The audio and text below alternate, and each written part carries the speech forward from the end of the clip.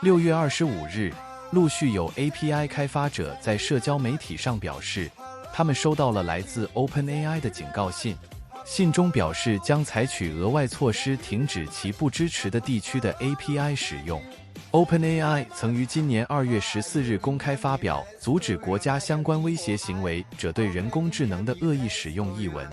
其中提及到阻止并限制了来自包括中国、朝鲜、伊朗、俄罗斯的一些用户的使用。目前 OpenAI 的 API 已向161个国家和地区开放，中国内地和中国香港未包含其中。事实上，OpenAI 从未开放过中国市场的服务，中国用户大多通过代理服务或微软云来使用 OpenAI 的工具和服务。OpenAI 此前没有官方表态，界定该方式是否可行。从今年2月开始， OpenAI 陆续发布 AI 安全相关的报告和声明，表示有部分国家和地区的个别用户通过 OpenAI 的工具生成虚假内容，影响网络安全。OpenAI 推送的邮件通知中指出，自7月9日起， OpenAI 将开始阻止来自非支持国家和地区的 API 流量。受影响组织若希望继续使用 OpenAI 的服务，必须在其支持的国家和地区内访问。现状不可描述，未来无法预测，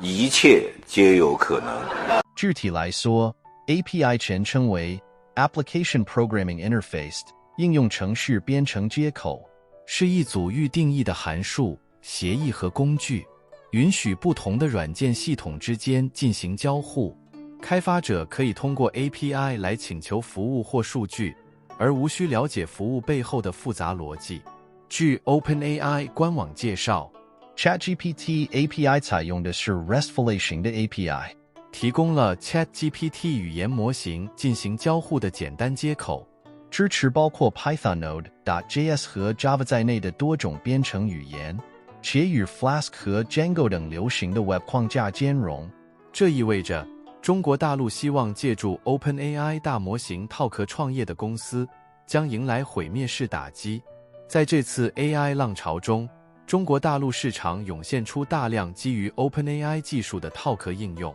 这些应用将 OpenAI 的先进技术包装成自己的产品，进行商业化运营。而如今，这条道路恐怕走不通了。具体来说， OpenAI 套壳指的是一些公司或团队在开发自己的人工智能产品时，可能只是简单的使用了 OpenAI 的技术或模型，而没有进行深入的开发或创新，仅仅是在界面或某些功能上做了包装或修改。这种做法可能在短期内获得一定的市场关注度，但长期来看，由于缺乏核心竞争力和创新能力，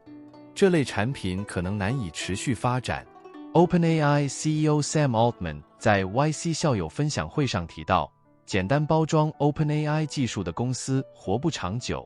往后的形势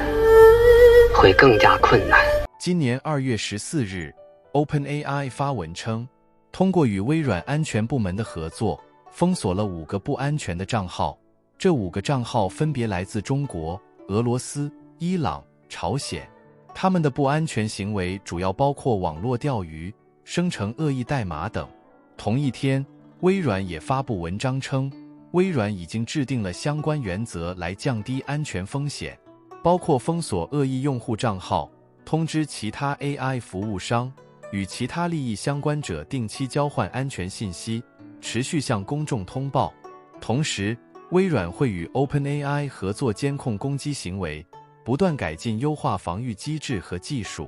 今年5月30日 ，OpenAI 发布了一个39页的调查报告。报告称，在过去3个月中 ，OpenAI 又发现了5个不安全行为，分别来自俄罗斯、中国、伊朗和以色列。主要行为包括用 OpenAI 的模型生成内容，发布在社交平台上，生成虚假回复，发送垃圾邮件等。报告中还提到，虽然这些账号在多个社交平台上开展活动，但目前并未产生实际影响，几乎没有真实用户评论互动。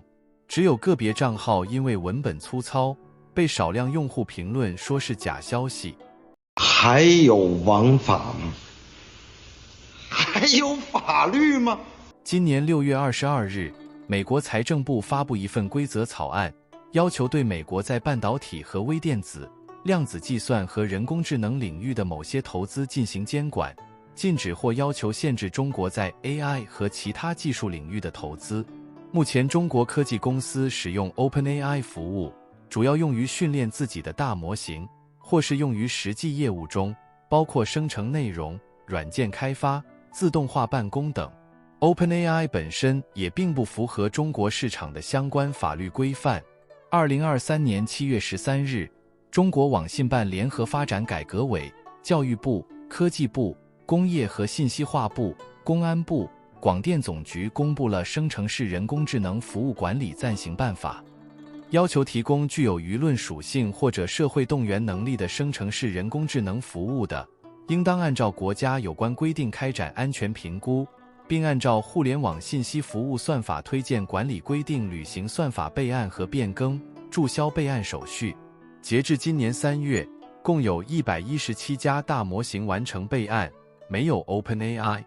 什么他妈的叫惊喜？什么 Jure OpenAI CEO Sam Altman 透露，在今年过去6个月时间左右，公司的年化营收达到了34亿美元。OpenAI 在2023年底时的年化营收是16亿美元，这其中就有中国开发者调用 OpenAI API 贡献的收入。去年底 ，OpenAI 切断字节跳动 API 接口，原因是字节跳动在使用 OpenAI 技术开发自己的大语言模型，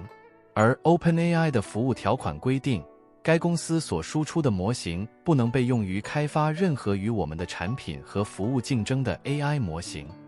字节跳动虽然是通过微软购买了 OpenAI 的访问权限，但是微软也制定了与 OpenAI 同样的政策，因此字节跳动违反了 OpenAI 服务条款，其账户被 OpenAI 暂停。当时字节跳动方面对媒体的回应是，字节跳动获得了微软的许可，能够使用 GPT API。我们使用 GPT 驱动非中国市场的产品和功能，但在中国境内，我们使用的是自主开发的模型驱动豆包。豆包是字节跳动旗下的 AI 对话机器人，而且豆包只在中国境内提供。2022年10月，美国商务部工业与安全局发布一项临时最终规则，从半导体供应链各个环节、相关技术设备到专业人才，对中国进行全流程管控限制。2023年10月，在上述临时最终规则的基础上，美国政府增强了对先进计算半导体、半导体制造设备以及支持超级计算应用和最终用途物品的对中国出口管制，其中就包括限制英伟达 A100、A700 两款在大模型研发领域广泛使用的芯片。今年1月，美国政府推出一项提案，要求美国云服务公司进行自查，阻止外国实体，特别是来自中国的实体，使用美国的云计算进行人工智能模型的训练。此举被解读为是对 AI 芯片限制出口中国的补充，因为美国云服务商的算力是由这些被限制出口的 AI 芯片提供的。今年3月29日，美国政府进一步收紧对华芯片出口管制，修订相关规则以阻止中国获取美国人工智能芯片和芯片制造设备，甚至装载该类芯片的笔记本电脑也都在限制范围之内。Are you okay? Hello, thank you, thank you very much. Hello, thank you, thank you very much. Hello.